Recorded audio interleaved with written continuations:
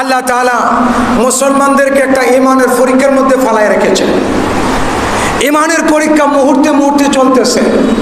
আল্লাহ কোরআনের মধ্যে বলে দিয়েছেন, ওয়ালানাবলুওয়ান্নাকুম বিশাইইন, আমি তোমাদেরকে পরীক্ষা নিব, কারণ তোমরা জমিনের মধ্যে পাঠাইছি, তোমাদের জমিনটা হলো জেলখানা, তোমাদের বিভিন্ন সময় পরীক্ষা আসবে।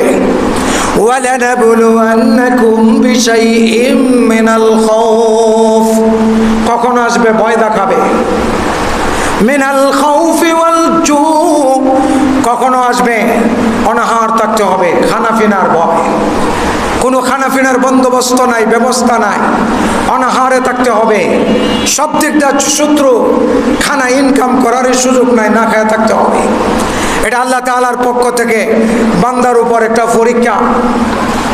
অনেকে বলে আল্লাহ তাআলা এতই জালেমের বিচার করে, তাহলে এত মানুষ, লক্ষ লক্ষ মানুষ মরে যেতেছে, বিচার কেন করে?